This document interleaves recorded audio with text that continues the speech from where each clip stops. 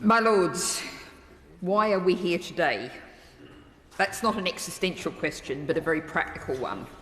We're here because without this bill, households, businesses and institutions such as GP surgeries and the community centres and libraries, and indeed, as the Right Reverend Prelate just said, churches that are being lined up as warm centres in this fearful winter would otherwise face unpayable bills. Now, one direct causal factor here is because of the actions of President Putin, the instigator of the Russian attack on Ukraine, who just this afternoon has announced further sweeping measures of repression on the Ukrainian territory that Russia still occupies and across much of his own nation. But the situation is not a simple one. This is, in the terminology of the planners, a wicked problem. That's not because we had to be in this situation today, but because of a decade of inaction and wrong action by successive governments has left us with a fossil fuel dependent energy system, a dreadfully poor quality of housing stock and great privatisation of homes under right to buy.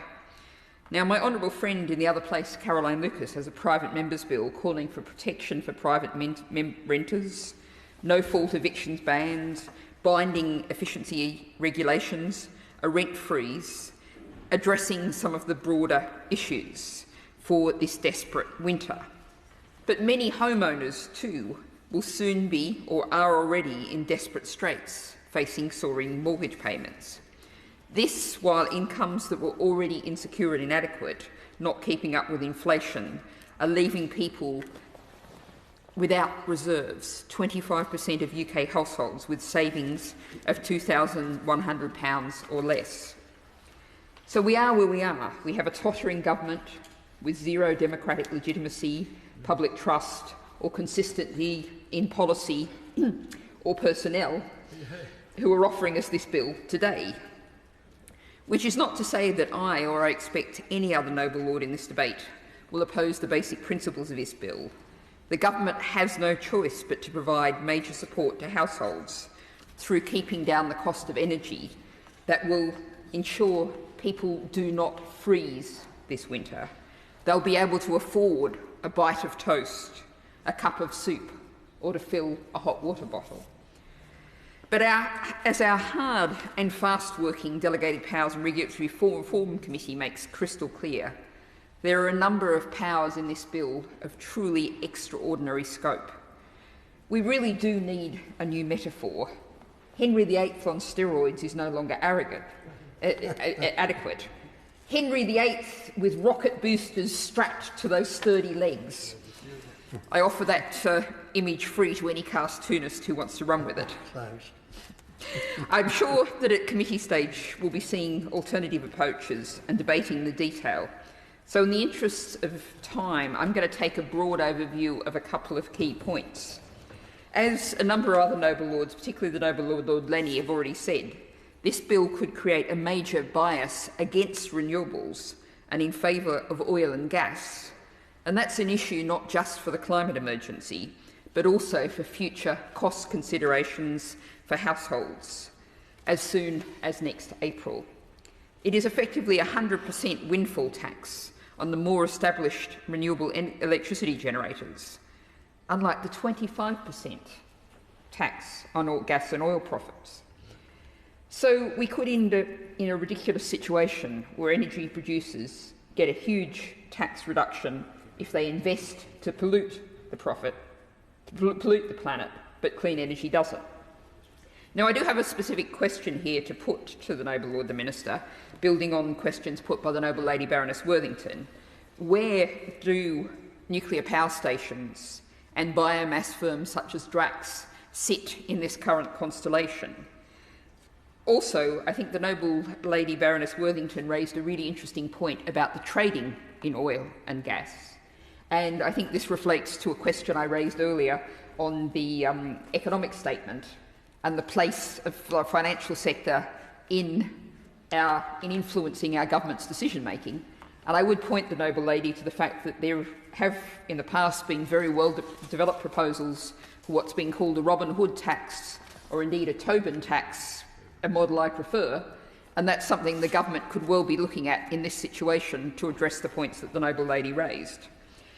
So I come to my second key point, which is about the issue of community-owned schemes. There's a risk with this bill the government will be subsidising people's bills with one hand while taking money from their income on the other, when that money could be supporting local community prosperity.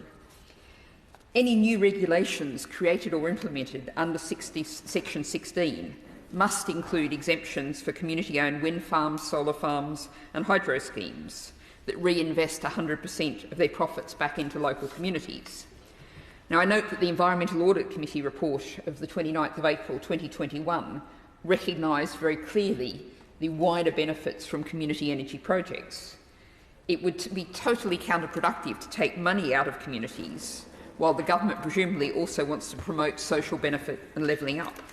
So will the Noble Lord the Minister agree to meet with community representatives from England, Wales and Scotland to discuss how the implementation and model of the regulations under this section can be written in a way that does not further handicap the community energy sector that's been so left in the lurch over recent years? Now, I want to just briefly very much agree with the points made by the Noble Lord Foster of Bath about energy efficiency. It is there in the long title. I would agree with everything he said about insulation and other energy efficiency measures. I think we also need to look at use of energy such as neon lights, neon signs above shops, lighting in shops. We look across the channel, if I'm still allowed to do so. Governments there have brought in a whole range of measures to reduce consumption that have been done very quickly. Surely we could match or get close to those. Now, finally, before coming into the chamber, I was reading Twitter, which your Lordship's House might judge I spend quite a bit of time doing.